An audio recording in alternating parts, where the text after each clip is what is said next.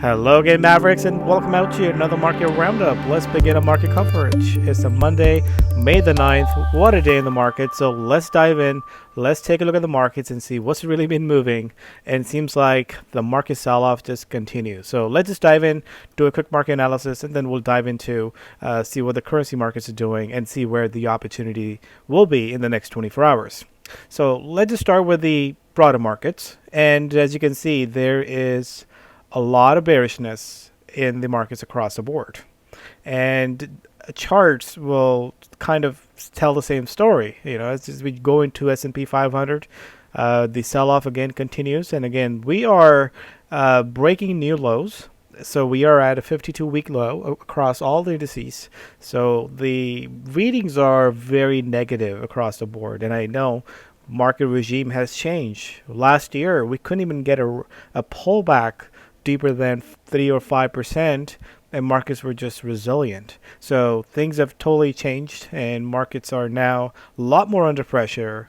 There's a lot more downside risk, and seems like there's no sort of bottom in sight. I mean, last week we had the FOMC, and I actually thought the FOMC would be the kind of a pivot point, and we'll see a bit of a relief rally after all. But so far, you can see that little pop that we got on a Wednesday, and we are sitting at a lot more lower since that point. So markets continues to be very weak. We can see the exact same thing in the crypto world as well. As you can see, crypto world has actually made new lows. So crypto has been kind of stuck in the sideways range for the longest part, and now it's hitting everywhere. It doesn't matter if you are in a crypto, you're in any sort of risk asset classes. Again, everything is getting hit.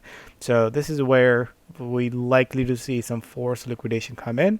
And that's where we see some sort of exaggeration in the move, and we get a bit of a capitulation bottom. So we are actually getting a lot more closer as far as the price action goes to make a bit of a shorter term bottom. But so far today, no technical signal as of yet. So we'll continue to have to see this week and see if market changes. Now, looking at the headlines, again, we didn't have much the news events this week so far. Again, the only big event that we have this week is the US CPI, but again, that's on Wednesday. So we still have a little bit more room for market to fall. Maybe by Wednesday we'll sort of find a bit of a short-term bottom. But so far, you can see percentage-wise, oil was down 7%. Gold was down 1.62%. Crypto is down 2%. So these are big percentage moves. And intraday volatility remains very high. So this is a time where you have to be very careful with these markets and not really stand in front of the moving train, trying to pick bottoms, because so far you have to get some technical signal before you jump on. So far we don't have any of that. So our outlook remains a -3. We are below the 20, below the 50. We're sloping lower, so everything stays weak. We do expect, however, that when we get these extreme readings, extreme levels, and again, this goes both ways. Either you're sitting at some really big highs or it's really big lows.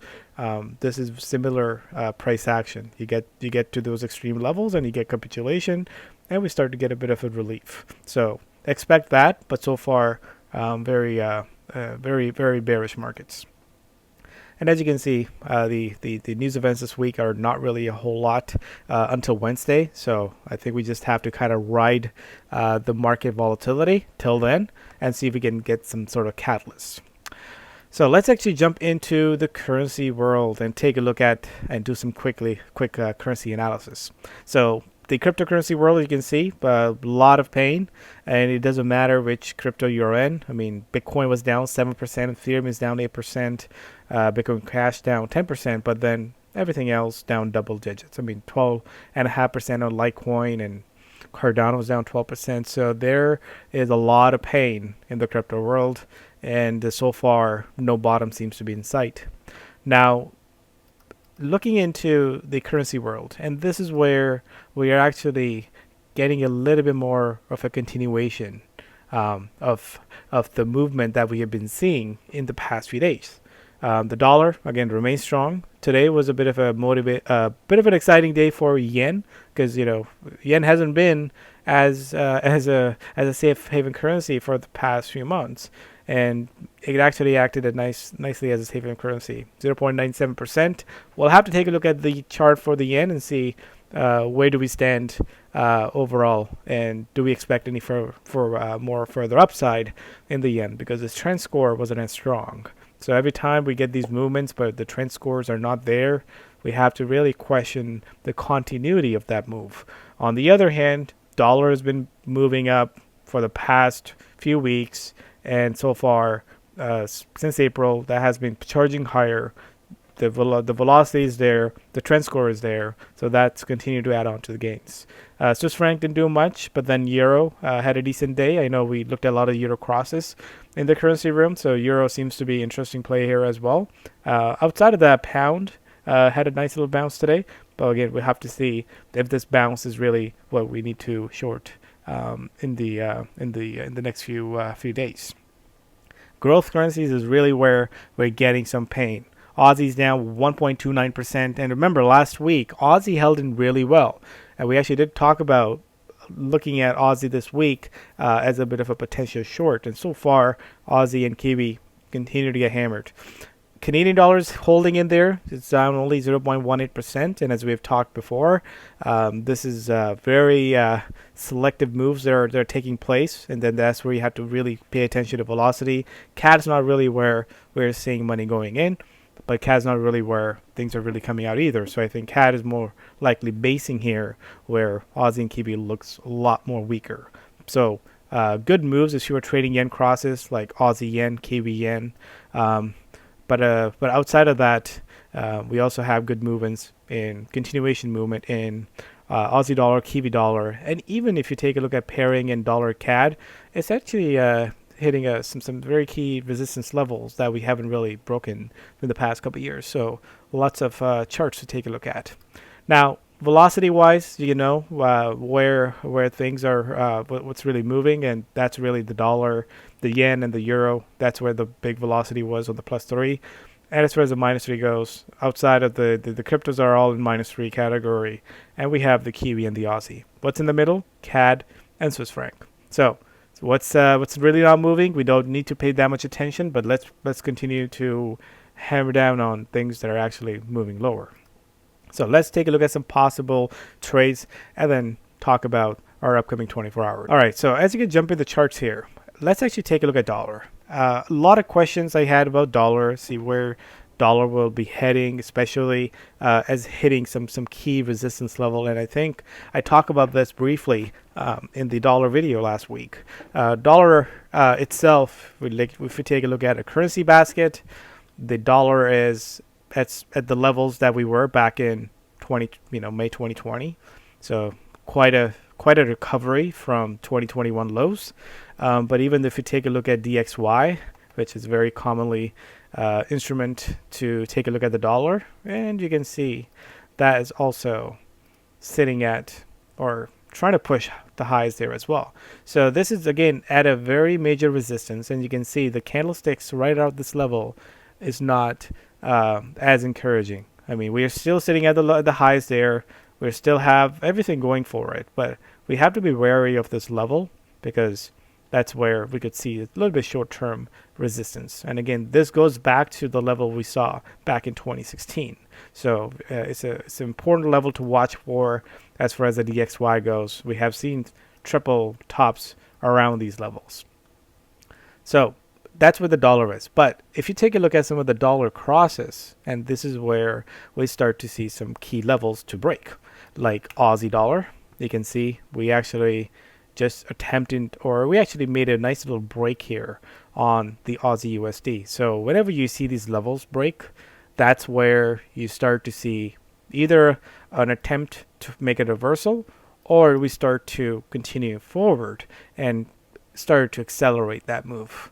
I know the Aussie dollar has been down quite a bit. I mean, after that big reversal, we actually just see from the highs over there, we're actually down more than 4%. So big percentage moves are over there. Same thing goes with dollar CAD. Dollar CAD just cleared that 130 level that it has been flirting with in the past couple of years, but really hasn't been able to make a clean break. This is the level it goes, and it seems like we are getting a clean break here. So 129.60, that's where we kind of hovered around before, and now we're getting a clean break. So question is this where we need to get aggressive on dollar crosses, even though the dollar basket looks a bit extended? But now we should start to take a look at elsewhere. It seems like we are now breaking some key levels. So I think you got to follow those levels, especially if you're basing your chart, you're looking for that directional move. Right now, there's nothing really in sight that's giving you a reversal signal. You can easily look for some bear rallies or some low bases to jump into, but so far I think we're getting a clean break over here. Even we take a look at some of the yen crosses. This is another place that we need to take a look at. Could yen act as a bit of a safe haven currency? So let's take a look at the yen basket and see what kind of price action we are seeing. So I talked about this in the currency room and said, well, we actually just went sideways for the most part after this real big rally at the end of April. So we have the highs and the lows here. And if we actually break the lows, we can actually get a little bit more bearish. If it actually breaks above, can we get a bit of a shorter term rally?